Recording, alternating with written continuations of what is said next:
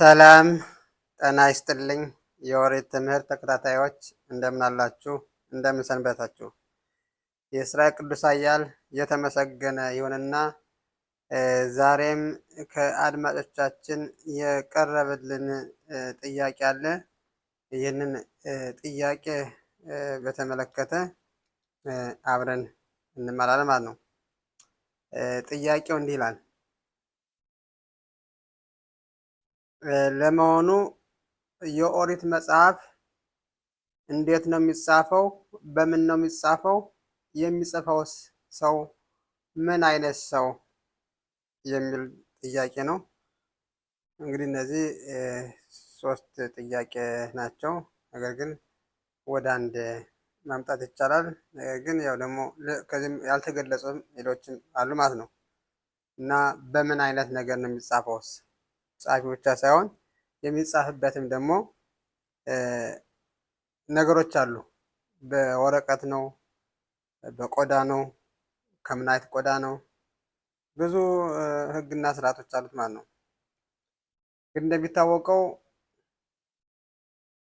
የእስራኤል ልጆች በሲናይ ተራራ ኦሪትን በቃል ከሰሙ በኋላ እንግዲህ ሙሴ ነው እንግዲህ ከዓለም ፈጣሪ በቀጥታ ቃሉን እያሳየው የጻፈው ማለት ነው።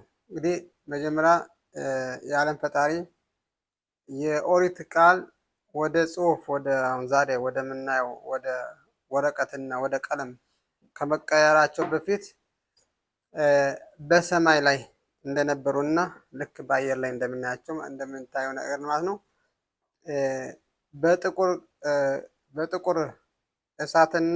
በጥቁር እሳት ከነጭ እሳት ላይ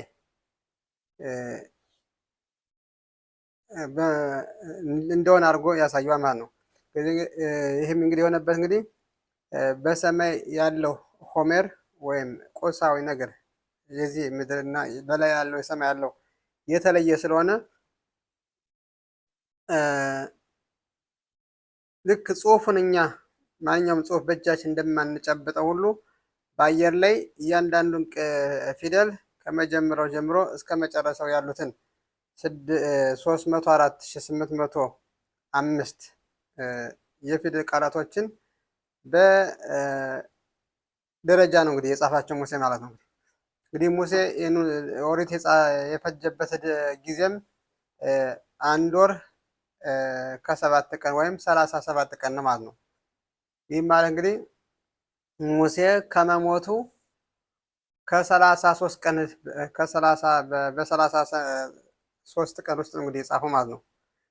ይህ ማለት እንግዲህ በበረሃ በነበሩበት 40 ዘመን በሙሉ ኦሪት በጽሁፍም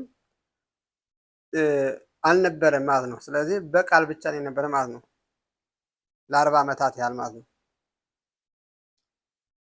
ስለዚህ ሙሴ ከመሞቱ ከ37 ቀን በፊት ይህ ማለት ዘዳግም ምዕራፍ 1 ቁጥር 1 ላይ ተጽፎ እንደምናየው እሌ አድባሪ ሞሸ ብሎ እንደሚጀምረው አይነት ማለት ነው። ዘዳግም ምዕራፍ 1 ጀምሮ ሙሴ በ1 ወር ከ30 ቀን ውስጥ እንደጻፈ ይነግረናል ማለት ነው። ስለዚህ አጠቃላይ በኦሪት ውስጥ ወይም ዛሬ በዝርዝር የምናያቸው 5ቱ የኦሪት ክፍሎች በአንድ መጽሐፍ ነው የሚጻፉት በኦሪት እይታ ማለት ነው። እና ይህን እንግዲህ ሙሴ በዚህ አይነት መንገድ በመጽሐፍ እንዲያውም ሙሴ 13 መጽሐፍን በዚያው በ37 ቀን ውስጥ በልዩ ታምር እንደጻፈው እና ለእያንዳንዱ ነገድ አንዳንድ የኦሪት መጽሐፍ እንደሰጣቸውና አንዱን ደግሞ ያው ራሱ ሙሴ የጻፈው ማለት ነው። ከዚያው ከጽላቱ ወይም ከአሮን 10ቱ ትእዛዛት ካለበት ሳጥን ውስጥ ከዚያ አብሮ እንዳስቀመጠው ይነግረናል ማለት ነው። ስለዚህ የእስራኤል ልጆች በ7 ዓመት አንድ ጊዜ ወደ ኢየሩሳሌም በሚመጡበት ጊዜ በዓል ለማክበር ማለት ነው። ያኔ እያንዳንዱን መጽሐፍ እያንዳንዱ የኦሪት መጽሐፍ እያንዳንዱ ነገድ 12 ነገድ 12 መጽሐፍን ወደ ኢየሩሳሌም በማምጣት ከዚህ ከኦሪጂናሉ ጋር ያስተያዩታል ማለት ነው። እንግዲህ አንድ ሴፈር ቶራ ወይም የኦሪት መጽሐፍ ከተጻፈ ጀምሮ እስከ 800 ዓመታት ሊያገለግል ይችላል ማለት ነው። ያው በቆዳ ስለሚጻፍ እና ያ ቆዳም ጠንካራ ስለሆነ ፊደሉ ሳይፋቅ እስከ 800 ዓመታት ያህል የመቆየት እድል አለው ማለት ነው። ከዚያ ከ800 ዓመት በኋላ ደግሞ ያው ሌላ የኦሪት መጽሐፍ ይጻፋል ማለት ነው። እንግዲህ በዚህ አይነት መንገድ እንግዲህ ከዚያን ጊዜ ጀምሮ ሙሴ የጻፈውን ኦሪት ኮፒ እየተደረገ ልክ አንድ መምህር ከብላክ ቦርዱ ላይ ለተማሪዎቹ የሚጽፈው ጽሑፍ አለ። ያንን ጽሑፍ ደግሞ እነዚያ ተማሪዎች ደግሞ ከደብተራቸው ላይ ይገለብጡታል ማለት ነው። ልክ እንደዚህ ሁሉ እስከዛ ድረስ የእስራኤል ልጆች ያለን ዛሬ ያለው ኦሪት ከዚያ ከሙሴ መጽሐፍ እየተገለበጠ እዚህ እስከዛ ድረስ ደርሷል። ዛሬም በዚያ ነው የምንጠቀመው ማለት ነው። ስለዚህ በዚህ በሙሴ የኦሪት ውስጥ 304,805 ፊደላት ወይም ቃላቶች አሉበት ማለት ነው። ከነዚህ ቃላቶች መጨመርም መቀነስም አንችልም ማለት ነው። ያው እንደምታውቀው ደግሞ ኦሪት በቃል ያው ሌላ ቀን እንማራለን በዚያ ጉዳይ። ያ ደግሞ ለብቻው ራሱን የቻለ ትምህርት ስለሆነ ያው ሙሴም ራሱ የተቀበለው ነው ማለት ነው። ሆኖም ግን ዛሬ የኦሪት መጽሐፍ በሙሴ መጀመሪያ እንደተጻፈና ከዚያ በኋላ ከዚያም ከሙሴ ኦሪት እየተገለበጠ ኮፒ እየተደረገ በኦሪት ጸሐፍት ዘንድ እዚህ ደርሷል ማለት ነው። ስለዚህ ዛሬ የምንማረው ዋናው የሙሴ ኦሪት መጽሐፍ እንዴት ይጻፋል፣ ማንም የሚጽፈው የሚለውን እንግዲህ መሰከት ሶፍር የሚባል እንግዲህ የጸሐፊዎች መጽሐፍ አለ ይባላል። እንግዲህ በአይሁድ ሕግና ስርዓት መሰረት ጸሐፍት አሉ። እነዚህ ጸሐፍት ይማራሉ። የአጻጻፉን ስልት እንዴት መጻፍ እንዳለባቸው፣ በምን ሁኔታ ስንት ቃላት መጻፍ እንዳለባቸው እንደዚያ ነው በሙሉ ይማሩና ሴፈር ቶራ፣ ምዙዛ እና ትፍሊን የመሳሰሉ መጽሐፍቶች ይጽፋሉ ማለት ነው። ስለዚህ የሚጽፈው ጊዜ እንዲህ ይላል በአላሃ ውስጥ ማለት ነው። አሁን ዛሬ የምንማረው አላሃ ማለት ነው። አላሃ ማለት መደረግ ያለበት ነገር ሙሴ የተቀበለው እንዴት አድርገን መጻፍ እንዳለብን ማለት ነው። እንዲህ ይላል መሰከት ሶፍሪም ምዕራፍ 1 አላሃ 1 ላይ እንዲህ ይላል ኤን ኮትቪን ስፋሪም ትፊሊን ምዞት ሎ አሊደ ኦሮት በሄማ ትሚያ ብሎ አል ኦሮት ሀያ ትሚያ ብሎ ንትባሪን በጊዳን ብሎ ንኽራኺን በሰዓራን ዜ በአላኻ ለሙሴ መሲና ይለና ማለት ነው። በመጀመሪያ የኦሪት መጽሐፍ መጻፍ የሌለበት ነው። እንግዲህ መጀመሪያ መጻፍ የሌለበት የእንስሳት ቆዳዎች አሉ። እነዚህ የእንስሳት ቆዳዎች እና የቤት እንስሳት ቆዳዎች አሉ። እንደነዚህ የረከሱ ከሆነ በእነዚህ ቆዳዎች መጀመሪያ መጻፍ አይቻልም ማለት ነው። እንዲሁም ጅማታቸውንም የኦሪት መጽሐፍ አገጣጥሞ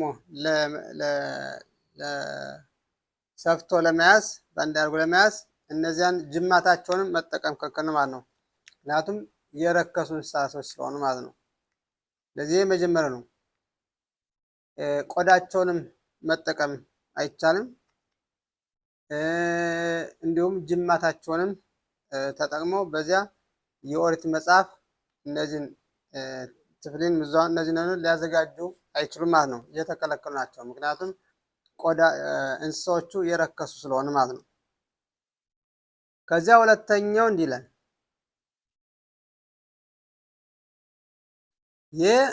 ይህ ከሙሴ አላኻ በሲናይ ሙሴ ራሱ ያስተላለፈልን ቃል ነው። በቃ በዚህ እንደዚህ ብቻ ነው ይሄንን ያስተላልፍ ይሄን አድርጉ ብሎና አዞናል ነው። ሸኮትቢም አልኦሮት በሄማ ተሆራ በአልኦሮት ኻያ ተሆራ በቶፍራን በጊዳን በኮርኻን በሳአራን አላኻ ለሙሴ በሲናይ ይላል። ይህም እንዲሁ ደግሞ የሚጻፈው ኦሪት የሚጻፈው በከብት ቆዳ ንጹህ በሆኑ ባረከሱ የከብት ቆዳዎች ወይም የዱር እንስሳዎች አሉ። የተፈቀዱ 7 አይነት እንስሳዎች አሉ በኦሪት የተፈቀዱ መበላት የሚችል ስጋቸው ራሱ ለመበላት የተፈቀዱ ከነዚህ እንስሳት ቆዳዎች ንጹህ ከሆኑ በእነዚህ ብቻ ነው የኦሪት መጽሐፍ የሚቻለው ይልናል። እንዲሁም እነዚህም በእነዚህ እንስሳዎች የእነዚህ እንስሳዎችን ጭምር ቆዳቸውን ፀጉራቸውን ሁሉ መጠቀም ይቻላል ማለት ነው። ለዚህ ጉዳይ ለኦሪት መጻፊያ ማለት ነው አገልግሎት ይውላል ማለት ነው። ንጹህ በሆኑት ማለት ነው። ይህም አላኻ ለሙሴ በሲናይ ይላል። እንግዲህ አላኻ ለሙሴ መሰል እንግዲህ የእስራኤል ልጆች 10ሩን ትእዛዛት በተቀበሉበት ጊዜ ሁለቱን ከሰሙ በኋላ ሌላውን በሙሉ እኛ ካሁን በኋላ አንሰማም፣ ሙሴ ያለንን ነገር በሙሉ እንቀበላለን፣ አንተ ለሙሴ ንገረው፣ ሙሴ ያለውን ነገር በሙሉ እኛ እናደርጋለን ያለው በተግባር። ከዚያ በኋላ የዓለም ፈጣሪ ለሙሴ ይነግረዋል፣ ሙሴ ለህዝቡ ያስተላልፋል ማለት ነው። ስለዚህ ኦሪትን መጽሐፍ እንዴት አድርገን መጻፍ እንዳለብን ከምን አይነት እንስሳ መጻፍ እንዳለብን ይህንን የዓለም ፈጣሪ ለሙሴ አስተላልፎለታል ማለት ነው። ሙሴ ደግሞ ለእስራኤል ህዝብ አስተላልፏል ማለት ነው። ለዚህ ነው በሁሉም በኦሪት ውስጥ የተጻፈው የእስራኤል አምላክ ሙሴን እንዲህ አለው፣ ለእስራኤል ልጆች እንዲህ ብለህ ንገራቸው ነው የሚለው። ስለዚህ ሙሴ ከፈጣሪ መልእክት ይቀበላል፣ ያንን መልእክት ደግሞ ለእስራኤል ልጆች ያስተላልፋል ማለት ነው። በዚህ አይነት እንግዲህ ሁሉም ኦሪት የተጻፈው። ስለዚህ መልእክቱ ከፈጣሪ ወደ ሙሴ ከሙሴ ወደ እስራኤል ልጆች ብቻ ነው ማለት ነው የተላለፈው። በዚህ አይነት መንገድ አላኻ ለሙሴ በሲናይ የሚላል። እንግዲህ አሁን ከየት ላይ ነው የተጻፈ ብለን ምዕራፍና ቁጥር ብንፈልግ አናገኘውም ማለት በኦሪት ውስጥ። ለምን? ይሄ ሙሴ ራሱ ፈጣሪ በቃል ለሙሴ የሰጠው መልእክት ወይም እንዴት መደረግ እንዳለበት ያስተላልፈው ማለት ነው። በጽሁፍ ላይ ተጽፎ አናገኘውም። ለዚህም ነው አላኻ ለሙሴ በሲናይ የሚባለው። ይህ ከሙሴ የተቀበልነው የአላኻ ህግና ስርዓት ነው ማለት ነው። ለምሳሌ ከራሳችን ላይ የምናስረው ትፍሊን የሚባለውና ከእጃችን ላይ የምናስረው ትፍሊን ምን ጊዜም ቢሆን ጥቁር መሆን አለበት። ትንሽ እንኳን ቀለሙ ከለቀቀ ወዲያውኑ በጥቁር ቀለም ነው የሚቀባው ማለት ነው። ይህም ራሱ በኦሪት መጽሐፍ ውስጥ ምዕራፍና ቁጥር እንዴት ሆነን መረዳት እንዳለብን አይገልጽም ወይም አይናገርም ወይም አያብራራም ማለት ነው። ይህም እንግዲህ አላኻ ለሙሴ በሲናይ ይለናል ማለት ነው። ይህም ራሱ ሙሴ በቃል ለእስራኤል ልጆች እንዴት አድርገን ትፍሊን ምን አይነት ቀለም ቀብተን ማድረግ እንዳለብን ይህም ራሱ የዓለም ፈጣሪ ለሙሴ ያስተላለፈልን ማለት ነው። ሙሴ ደግሞ ለእስራኤል ልጆች ያስተላለፈው መልእክት ማለት ነው። ስለዚህ እነዚህ ነገሮች እጅግ በጣም ወሳኝ ናቸው። በጣም ብዙ ቦታ የምናገኛቸው እንደዚህ አይነት ቃላቶች እና እንዴት መጻፍ እንዳለብን ለዚህ ነው የዓለም ሕዝቦች የማይረዱት።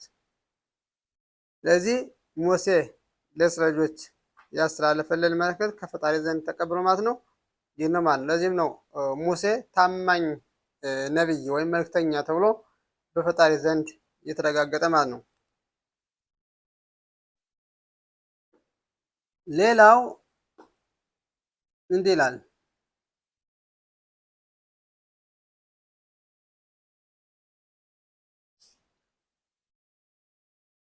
እና በዚህ አይነት መንገድ እንደሚጻፍ ራሱ ነቢዩ ኤርምያስ ምዕራፍ 36 ላይ እንዲህ ይላል በአኒ ኮቴብ አል ሀሰፌር በዲዮ ይላል። ይህ ደግሞ የሚጻፈው በጥቁር ቀለም ብቻ ነው ማለት ነው።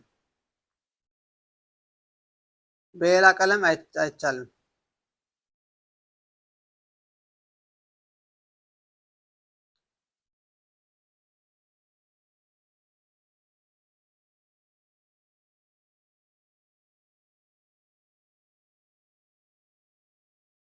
እና ኦሪት የሚጻፈው ደግሞ እንግዲህ የከብቶች ቆዳ አለ። ሁለት አይነት ገጽታ አለው። አንደኛው በፀጉራቸው በኩል ያለው ነው። ሁለተኛው ደግሞ በውስጥ በስጋቸው በኩል ያለው ነው ማለት ነው። የሁለቱ ሕግና ስርዓትም ይለያል። እንዴት መጻፍ በየትኛው መጻፍ እንዳለበት ሁሉ ይህም ራሱ ሙሴ ከፈጣሪ ዘንድ ያስተላለፈው መልእክት ነው ማለት ነው። ይህ ብቻ አይደለም። ኦሪት ሲጻፍ በአንዱ ብቻ ነው የሚጻፈው ማለት ነው። ስለዚህ ቆዳ ፀጉር ባለበት በኩልና በውስጥ በስጋው በኩል ያለውን አቀላቅሎ ራሱ መጻፍ አይቻልም ማለት ነው። እንደዚያ ከተጻፈ ኦሪቱ እንደ ኦሪት አይቆጠርም ማለት ነው። እና ብዙ ሕግና ስርዓት አለው።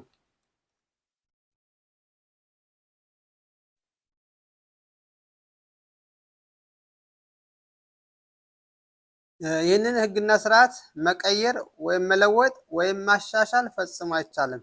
ለምን? ይህም አላኻ ለሙሴ መስናይናል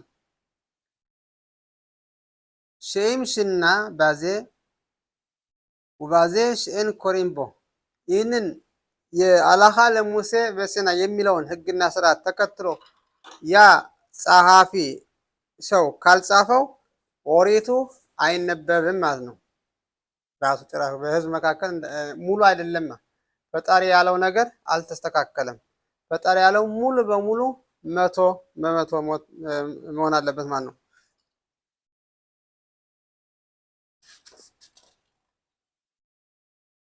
ሌላው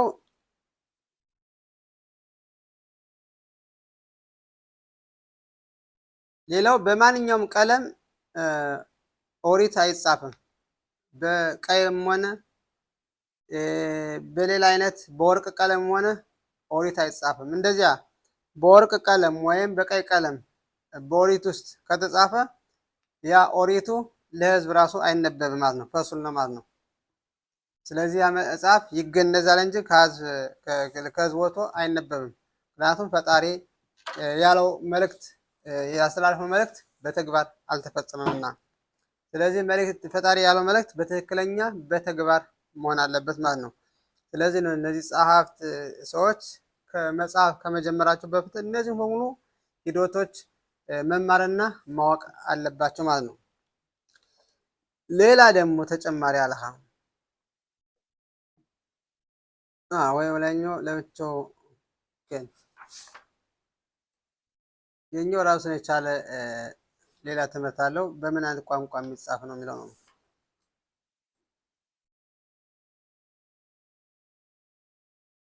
አይ ብቻ አይደለም ሌላም አለን። እን ኮትቢም ሎአል ዲፍትራ ብሎአል ጋቤኒያር ብሎ በሻኾ በሽኩር ብሎ በኮሞስ ብሎ ብዙ አለው። በጭሩ የኦሪት መጽሐፍ እንዲሁ ወረቀት ላይ የሚጻፍ አይደለም። አሁን ዛሬ የተለያዩ ወረቀቶች አሉ፣ ማስታወሻ ደብተሮች አሉ። እንደዚህ አይነት ደብተሮች ከነዚህ ላይ ለወራ መጻፍ አይቻልም ማለት ነው። ያው ቅድም እንደገለጽኩት መጻፍ ያለበት ንጹህ ከሆኑ ወይም በኦሪት ሕግና ስርዓት ከተፈቀዱ ከሸር ከሆኑ ከብቶች ቆዳ ወይም ከዱር እንስሳዎች ከተፈቀዱ የእንስሳት ቆዳዎች ብቻ ናቸው ማለት ነው። ከነዚያ ውጭ ባሉት ሌሎቹ የቆዳ አይነቶች ኦሪት አይጻፍም ማለት ነው። ስለዚህ ኦሪት የሚጻፍባቸው መንገዶች እንግዲህ ባጭሩ እነዚህን ይመስላሉ። በሚቀጥለው ትምህርታችን ደግሞ ኦሪት በምን አይነት ቋንቋ መጻፍ ይቻላል የሚለውን እንማራለን ማለት ነው። ለዛሬው ግን አጠር ባለመልኩ ይህን ይመስላል። ስለ ጸሐፊዎቹ ገና አልተማርንም። ወደፊት እነማን መጻፍ እንዳለባቸው በሚቀጥለው ስንም በሂደት እንማራለን ማለት ነው።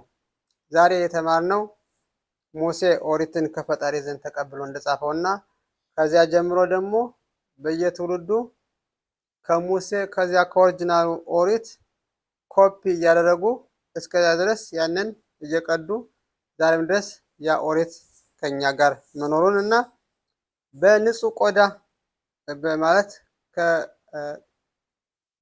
ከሸር ከሆኑ በኦሪት ሕግና ስርዓት ከተፈቀዱ እንስሳት ቆዳ የተዘጋጀ ብቻ መጻፍ እንደሚቻል ነው የተማርነው ማለት ነው። እና ከዚያም በኦሪት ውስጥ መጻፍ ያለበት በጥቁር ቀለም ብቻ እንጂ በወርቅ ቀለም ሆነ በቀይ ቀለም አንድም ቃል ከገባ ያ ኦሪት ውድቅ እንደሚሆን ተምረናል ማለት ነው። እንግዲህ አጠር ባለ መልኩ የዛሬው ትምህርታችን ይህን ይመስላል። በእርግጥ ወደፊት በዚህ አይነት ጉዳይ ላይ ሰፋ ያለ ያልገለጽ ነው ነገር ካለ በጥያቄና መልስ አብረን እንማማራለን ማለት ነው። ለዛሬው ግን የዛሬው ጥያቄ በዚህ ያበቃል። በሚቀጥለው የተለያዩ የኦሪት ትምህርቶች ላይ እስከምንገናኝ ለጊዜው በደህና ቆዩ። ባሩክ አዶናይ ለዓለም አሜን በአሜን።